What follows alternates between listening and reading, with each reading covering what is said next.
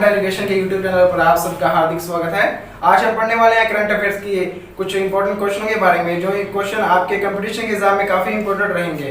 तो हमारे जो नए व्यूअर्स हैं उनके लिए एक रिक्वेस्ट करना चाहेंगे कि हमारे चैनल को सब्सक्राइब करें और उसके साथ वाला बेल का आइकन को प्रेस कर दें ताकि हमारी नई से नई वीडियो आप तक सबसे पहले पहुंचे। तो आइए अब देखते हैं हमारे कुछ इंपॉर्टेंट क्वेश्चनों के बारे में। तो अब देखते हैं हमारा आज का पहला प्रश्न। किस भारतीय कंपनी ने कोरोना वैक्सीन बनाई है और जिसके ह्यूमन ट्रायल की अनुमति drug controller general of India ने दी है? ऑप्शन देखते हैं। Option number A Bharat Biotech India, option B Zydus Cadila, option C Indian Cadila या ऑप्शन डी इनमें से कोई नहीं। तो देखिए क्वेश्चन के ऑप्शन आपके सामने हैं ए बी सी और डी। तो सोचिए इन चारों में से कौन सा सही होगा, ए बी सी या डी। तो फ्रेंड्स इस क्वेश्चन का सही आंसर होगा option A Bharat Biotech India. यह कंपनी हैदराबाद की एक कंपनी है। इसका ट्रायल इसी जुलाई माह में होना है और इसकी अनुमति drug controller general of India ने दी है और इसके पहले और दूसरे चरण की अनुमति भी इसके पहले और दूसरे चरण के ह्यूमन ट्रायल की अनुमति इसी drug controller general of India ने दी है। यानी हैदराबाद की कंपनी है, जुलाई में इसका जांच होनी है और इसके पहले और द्वितीय चरण के लिए ह्यूमन ट्रायल के लिए drug controller general of India ने अनुमति दी है। अब देखते हैं हमारा आज का दूसरा प्रश्न। भारत ने TikTok, hello app, UC browser सहित 59 चीनी ऐप पर किस कानून के तहत प्रतिबंध लगाया है? Option A IT act 2000, option B IPC, option C national security या ऑप्शन डी ट्रेड एक्ट। तो चारों ऑप्शन आपके सामने हैं, A IT act 2000, B option IPC, C national security या डी ट्रेड एक्ट। तो देखिए किस कानून के तहत प्रतिबंध लगाया है। तो अब देखते हैं इसका सही आंसर होगा ऑप्शन ए आईटी एक्ट 2000। हाल ही में भारत ने चीनी ऐपों पर प्रतिबंध लगा दिया है। यानी अब भारतीय जो यूजर हैं वो अभी से भारत में ना ही 59 ऐपों को यूज कर सकते हैं और भारत के प्ले स्टोर जहां से एप्स डाउनलोड होती हैं वहां से भी इन 59 ऐपों को हटा दिया गया है। मतलब वहां से भी इनको डाउनलोड नहीं किया जा सकता। और यह आईटी एक्ट में यह प्रस्तावित किया गया है कि भारत की अखंडता और संप्रभुता को देखते हुए केंद्र सरकार यानी भारत सरकार ये फैसला उठा सकती है। मतलब कभी भी अखंडता और संप्रभुता को देखते हुए ऐप्स पर प्रतिबंध लगाया जा सकता है। और इन ऐप्स पर यह भी खतरा था कि भारत का जो डेटा है, जो यूजर्स का डेटा है, वो चीनी देश के पास पहुंच रहा है। और यह फैसला इसलिए लिया गया क्योंकि काफी समय से भारत और चीन में तनाव की स्थिति उत्पन्न हुई है। यानी एलएसी जो लाइन ऑफ एक्चुअल कंट्रोल है वहां पर काफी समय से झड़प हुई भी थी और अभी भी काफी तनावपूर्ण इलाका बना हुआ है वो, इसलिए भारत सरकार ने यह फैसला लिया है। अब देखते हैं आज का तीसरा प्रश्न, जो कंपटीशन के नजरिए में भी काफी इंपॉर्टेंट है और अब दुनिया में ये क्वेश्चन काफी फेमस भी हो चुका है। किस देश ने अमेरिका के राष्ट्रपति डोनाल्ड ट्रंप पर गिरफ्तारी का वारंट जारी किया है और इंटरपोल से मदद भी मांगी है? Option A Britain, option B France, option C Germany, option D Iran. देखिए चार ऑप्शनों में से कौन सा सही होगा, A Britain, B France, C Germany या डी ईरान। तो इस क्वेश्चन का सही आंसर है ऑप्शन डी ईरान। ऐसा इसलिए हुआ है क्योंकि ईरान और अमेरिका में काफी समय से टेंशन यानी तनाव चल रहा है। तो 29 यानी 29 जून को ईरान ने यह अरेस्ट वारंट डोनाल्ड ट्रंप के खिलाफ जारी किया है। और ऐसा इसलिए कि ईरान का यह आरोप है कि डोनाल्ड ट्रंप ने ईरान के बगदाद जो ईरान की राजधानी भी है, बगदाद में ड्रोन हमला किया है, हमला किया या करवाया है। यानी ईरान का यह डोनाल्ड ट्रंप पर आरोप है कि डोनाल्ड ट्रंप ने काफ़ी एजेंसियों के साथ मिलकर बगदाद में ड्रोन हमला करवाया है, और इस ड्रोन हमले में बगदाद यानी ईरान के जो जनरल हैं कासिम,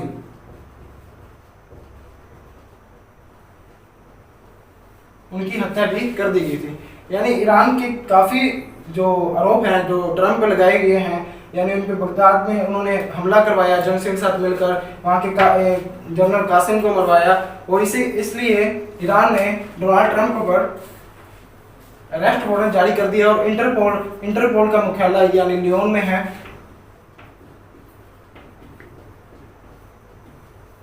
डोनाल्ड ट्रंप को गिरफ्तार करने के लिए लियोन के इंटरपोल के मुख्यालय लियोन से भी मदद मांगी है।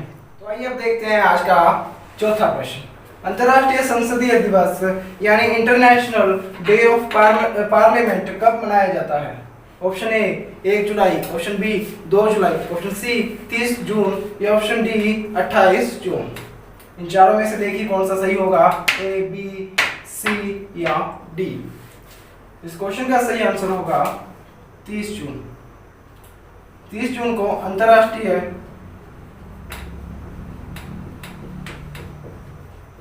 संसदीय दिवस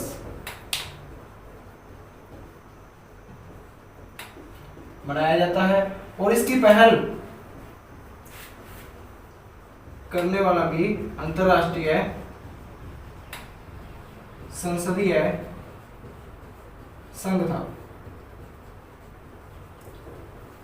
यानी पूरे देशों की जो जहाँ संसद है, पूरे देशों की संसद का एक सबसे बड़ा एक प्लेटफॉर्म यानी एक मुख्यालय है जिसका नाम अंतर्राष्ट्रीय संसदीय संघ है। उसके द्वारा हर साल अंतर्राष्ट्रीय संसदीय दिवस मनाया जाता है। और यूनाइटेड नेशन ने अपनी एक वेबसाइट पर ये एक ट्वीट भी किया है कि जो अंतर्राष्ट्रीय संसदीय दिवस वो मनाने का महत्वपूर्ण इसलिए बन गया है क्योंकि कोविड-19 में जो पूरी दुनिया की संसद है वो एक बहुत ही महत्वपूर्ण भूमिका निभा रहे हैं। यानी संसद एक बहुत महत्वपूर्ण भूमिका कोविड-19 में निभा रहा है। तो आइए अब देखते हैं आज का 5वां प्रश्न। टिड्डियों को काबू में करने के लिए ड्रोन का इस्तेमाल करने वाला पहला देश है। ऑप्शन आपके सामने है, ए ऑप्शन चीन, B option Bharat, C option Nepal या डी ऑप्शन पाकिस्तान। चारों ऑप्शनों में से देखिए कौन सा सही होगा, ए, बी, सी या डी। तो इस क्वेश्चन का सही आंसर होगा ऑप्शन नंबर बी यानी भारत। केंद्रीय मंत्रालय केंद्र के मंत्रालय कृषि मंत्रालय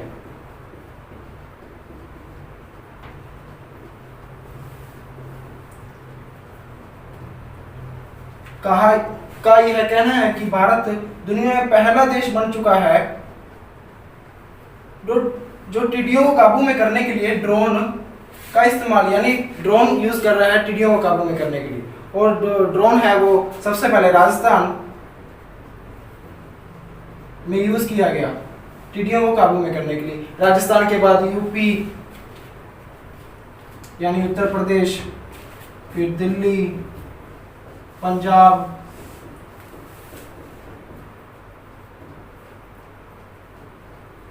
यानी सबसे पहले राजस्थान में, फिर यूपी, दिल्ली, पंजाब, ऐसे अनेक राज्यों में ड्रोन का इस्तेमाल किया जा रहा है कि ताकि टिड्डियों को रोका जाए और उससे होने वाली जो तबाही है उसको कम किया जाए। देखते हैं खेलों से जुड़ा हुआ एक प्रश्न।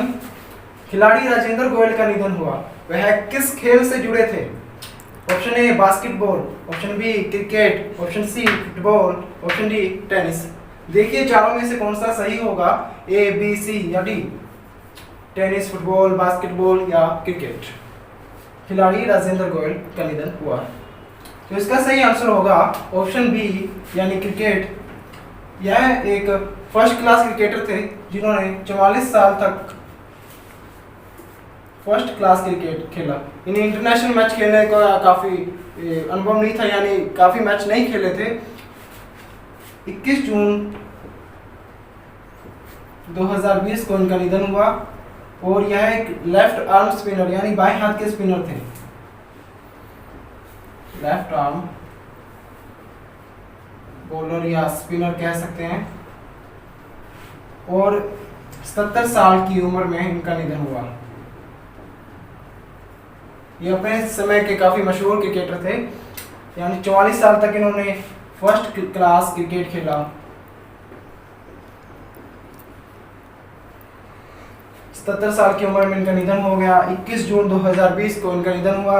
यह लेफ्ट आर्म स्पिनर थे जो 44 साल तक फर्स्ट क्लास क्रिकेट खेल चुके थे। देखते हैं विदेशों की राजनीति से जुड़ा हुआ एक क्वेश्चन, यानी 7वां क्वेश्चन। आयरलैंड के नए प्रधानमंत्री कौन हैं?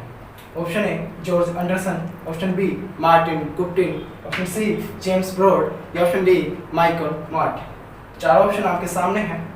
A George Anderson, B Martin Guptill, C James Broad या डी माइकल मार्टिन। तो इसका सही आंसर होगा ऑप्शन डी माइकल मार्टिन, जिन्हें आयरलैंड का निचला सदन ने प्रधानमंत्री चुना है। और यह क्वेश्चन बताने का यह उद्देश्य है कि जो आयरलैंड के पिछले प्रधानमंत्री थे उनका नाम था लियो, वह भारतीय मूल के थे और इन्होंने इस्तीफा दिया है अपने पद से। और जो माइकल मार्टिन है वह एक समझौते के साथ प्रधानमंत्री बने हैं, यानी लियो और लियो में एक समझौता हुआ है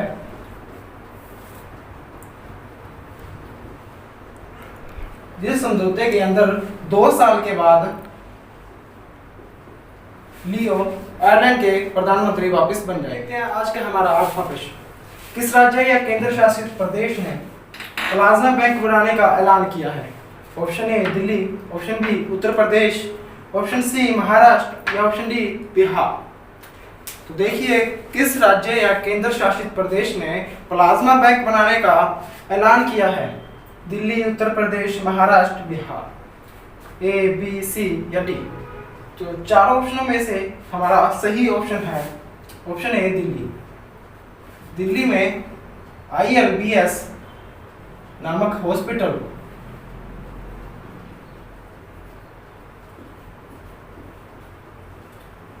में यह प्लाज्मा बैंक बनेगा, जिसका ऐलान वहां के CM अरविंद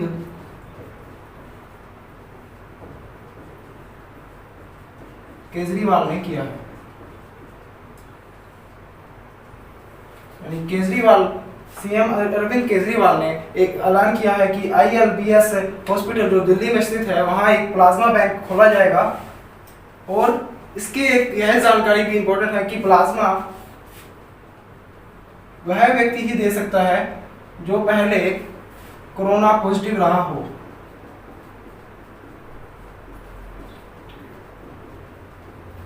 यानी जो व्यक्ति पहले कोरोना संक्रमित रहा हो वह ही अपना प्लाज्मा डोनेट कर सकता है, अन्यथा वह व्यक्ति जो स्वस्थ है जिसे कोरोना नहीं हुआ है वो व्यक्ति अपना प्लाज्मा डोनेट नहीं कर सकता। प्लाज्मा डोनेट सिर्फ वह व्यक्ति ही कर सकता है जो कोरोना पॉजिटिव रहा हो।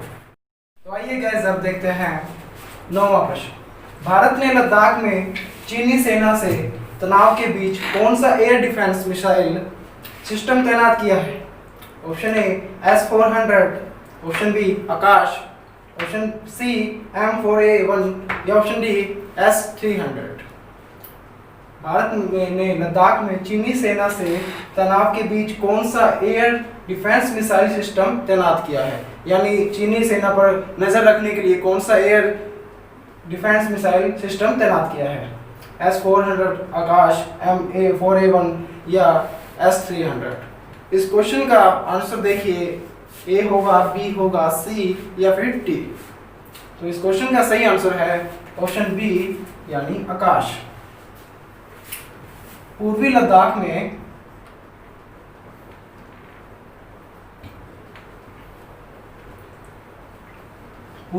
में भारत के रक्षा मंत्रालय ने आकाश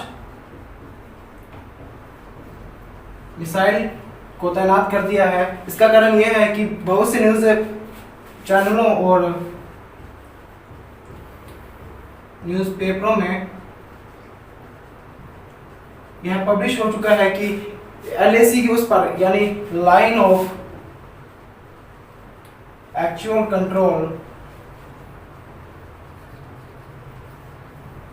यानी LAC के उस पार यानी चीन के बॉर्डर, जहां इंडिया और चीन के बॉर्डर के उस पार चीन काफी मिसाइलों के साथ हरकतें कर रहा है और उस हरकतों पर नजर रखने के लिए भारत के रक्षा मंत्रालय ने आकाश एयर डिफेंस मिसाइल है वो सिस्टम को वहां तैनात कर दिया है कि जिससे चीन की सेना पर नजर रखा जा सके और भारत पर जो हमला करें या हमले करने की कोशिश है उसको नाकाम कर सके। देखते हैं आज का 10वां प्रश्न।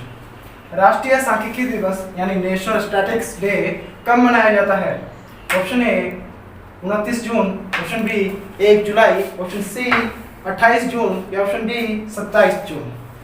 देखिए इन चारों में से आपका सही आंसर कौन सा है, ए, बी, सी या डी। राष्ट्रीय सांख्यिकी दिवस यानी नेशनल स्टैटिस्टिक्स डे कब मनाया जाता है? इसका सही आंसर होगा 29 जून। इसके मनाने का कारण है जो सांख्यिकी विभाग के जो जीनियस कहा जाता है जिन्हें प्रशांत चंद्र महाल, उनका जन्म 29 जून को हुआ था और वह सांख्यिकी के जीनियस हैं और इसलिए विश्व सांख्यिकी दिवस 29 जून को मनाया जाता है।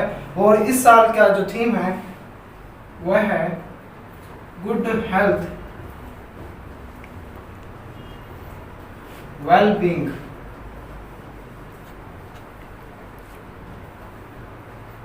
यानी नेशनल स्टैटिस्टिक्स डे का जो इस साल की थीम है गुड हेल्थ वेल बीइंग रखी गई है। देखते हैं आज का 11वां प्रश्न। फीफा महिला विश्व कप 2023 की संयुक्त मेजबानी कौन से दो देश करेंगे? फीफा महिला विश्व कप 2023 में होगा, उसकी संयुक्त मेजबानी कौन से दो देश करेंगे? ए इंग्लैंड और इंडिया, बी ऑस्ट्रेलिया और न्यूजीलैंड, सी ब्राजील और रूस या डी अमेरिका और अफ्रीका। देखिए इन चारों में से सही कौन से हैं? इंग्लैंड और इंडिया, ऑस्ट्रेलिया और न्यूजीलैंड, ब्राजील और रूस, अमेरिका और अफ्रीका। ए, बी, सी या डी, चारों में से कौन सा सही होगा? तो इस क्वेश्चन का सही आंसर है ऑप्शन बी ऑस्ट्रेलिया और न्यूजीलैंड। फीफा महिला विश्व कप 2023 में होगा, जिसकी संयुक्त मेजबानी इन दो देशों को दी है, ऑस्ट्रेलिया और न्यूजीलैंड को दी है। और ऐसा पहली बार होगा कि 32 देश इसमें शामिल होंगे। मतलब फीफा में पहली बार ऐसा हो रहा है कि 32 देश एक साथ में भाग लेंगे। और आपको बता दूं इस समय फीफा के मुख्यालय में अध्यक्ष उनका नाम है जियानी फीफा के इस समय के अध्यक्ष हैं। तो देखिए 2023 में विश्व कप होगा, महिला फीफा विश्व कप, उसकी संयुक्त मेजबानी करेंगे दो देश, ऑस्ट्रेलिया और न्यूजीलैंड, और उसमें 32 देश भाग लेंगे और उसमें फीफा के अध्यक्ष हैं, उनका नाम है जियानी। देखते हैं आज का 12वां प्रश्न। यूपी बोर्ड के 10वीं और 12वीं एग्जाम के टॉप 20 छात्रों के बारे में सरकार ने क्या घोषणा की है? यूपी की सरकार ने घोषणा की है यूपी बोर्ड के 10वीं और 12वीं एग्जाम के छात्रों के लिए, जो टॉप 20 छात्र रहेंगे उनके लिए, तो क्या घोषणा की है? ऑप्शन ए गली का नामकरण, बी ऑप्शन जिले का नामकरण, सी ऑप्शन सड़क का नामकरण या डी बिल्डिंग का नामकरण। ये ऑप्शन देखने में आपको काफी अजीब लग रहे होंगे कि गली का नामकरण, जिले का नामकरण, सड़क का नामकरण, बिल्डिंग का नामकरण, ये है क्या? तो बताइए आप कौन सा सही होगा, ए, बी, सी या डी? इसका आंसर है ऑप्शन सी सड़क का नामकरण। यूपी के उप मुख्यमंत्री जिनका नाम है केशव प्रसाद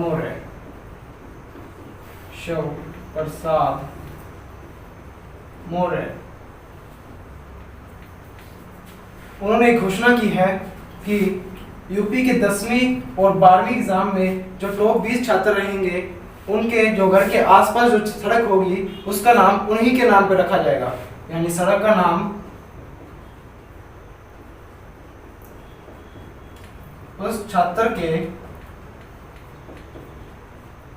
नाम पर रखा जाएगा।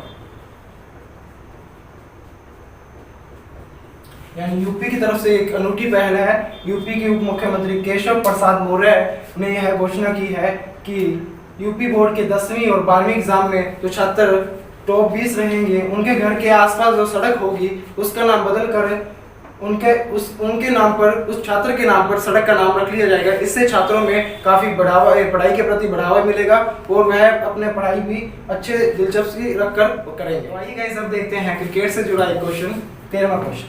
विजडन इंडिया के ऑनलाइन पोल में किस भारतीय क्रिकेटर को सर्वश्रेष्ठ टेस्ट बल्लेबाज चुना गया है? Option A Rahul Dravid, option B VVS Laxman, option C Virat Kohli या डी एमएस धोनी। चार ऑप्शन आपके सामने हैं।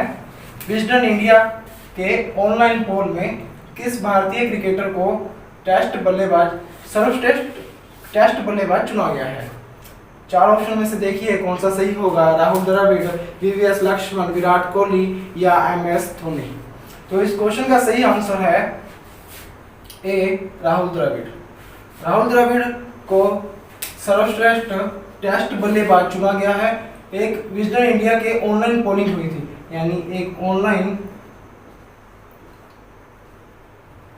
वोट डाले गए थे जिसमें राहुल द्रविड़ को सबसे ज्यादा वोट मिले, यानी सबसे अधिक मतों से वह सर्वश्रेष्ठ टेस्ट बल्लेबाज चुने गए और इन्हें एक भारतीय टीम के एक और नाम से जाना जाता है, वॉल के नाम से। वॉल जिसका हिंदी में अर्थात यानी दीवार। इन्हें भारतीय टीम का दीवार भी यानी रीढ़ की हड्डी भी कहा जाता है कि एक बार क्रीज पर आ जाए तो आउट होने का नाम भी नहीं लेते, इसलिए इनका नाम वॉल दीवार रखा गया। ये काफी समय तक खेल सकते हैं, इसलिए सर्वश्रेष्ठ से जुड़ा एक क्वेश्चन, 14वां question. Toronto International Film Festival 2020 ने अपना ब्रांड एम्बेसडर किन दो भारतीय कलाकारों को बनाया है? यह एक टोरंटो इंटरनेशनल फिल्म फेस्टिवल है 2020 में, उसका ब्रांड एम्बेसडर किन दो भारतीय कलाकारों को बनाया है? Option A Alia Bhatt, Karan Johar, option B Priyanka Chopra, Anurag Kashyap, option C Deepika Padukone और कपिल शर्मा या ऑप्शन डी सलमान खान और शाहरुख खान। देखिए इन चारों में से ए, बी, सी और डी में से कौन सा सही है? आलिया भट्ट, करण जौहर, प्रियंका चोपड़ा, अनुराग कश्यप, दीपिका पादुकोण, कपिल शर्मा या सलमान खान और Shahrukh Khan. Toronto International Film festival में किन दो भारतीय कलाकारों को ब्रांड एम्बेसडर बनाया है? तो इसका सही आंसर होगा option number B, Priyanka Chopra और अनुराग कश्यप। यह एक 45वां फेस्टिवल होगा।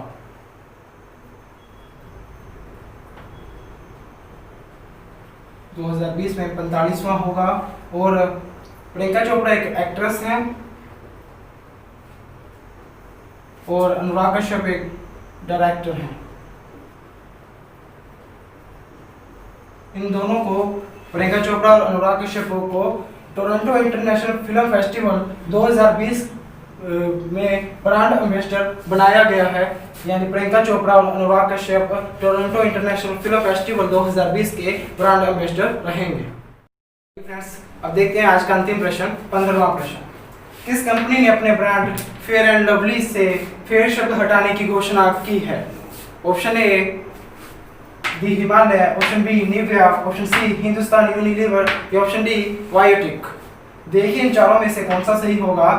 The Himalaya, Nivea, Hindustan Unilever, Biotique. किस कंपनी ने अपने ब्रांड में फेयर एंड लवली से फेयर शब्द हटाने की घोषणा की? तो इसका चारों में से सही होगा आंसर, वो है option number C Hindustan Unilever. Hindustan Unilever अगर विश्व के संदर्भ में देखें तो इसका सही आंसर होगा यूनिलीवर। अगर अकेले हिंदुस्तान के संदर्भ में देखो तो इसका सही आंसर हिंदुस्तान यूनिलीवर होगा। और यह फैसला इसलिए लिया गया है कि अमेरिका में रंग भेद की जो स्थिति है वह एक बहुत जोर पकड़ रही है। यानी एक अमेरिका में एक जॉर्ज नाम के व्यक्ति जो ऐश्वर्य थे और उनकी हत्या कर दी गई है उनके काला रंग होने के कारण। तो इस कंपनी ने इसलिए फैसला लिया है कि वह अपने ब्रांड में फेयर शब्द और गोरा करने वाले विज्ञापन बंद कर देगा और जैसे फेयर शब्द हटा देगा, जिससे लोगों में रंग भेद का भेदभाव ना बढ़े। इसलिए इस कंपनी ने फेयर एंड लवली ने फेयर शब्द हटाने की घोषणा की है। थैंक्स गाइस वीडियो को पूरा देखने के लिए, और अपना प्यार इसी तरह बनाए रखें। हमारे DAP चैनल को सब्सक्राइब करें और इस वीडियो को ज़्यादा से ज़्यादा शेयर करें और लाइक करें, कमेंट करें, अपने विचार कमेंट बॉक्स में दे सकते हैं। धन्यवाद।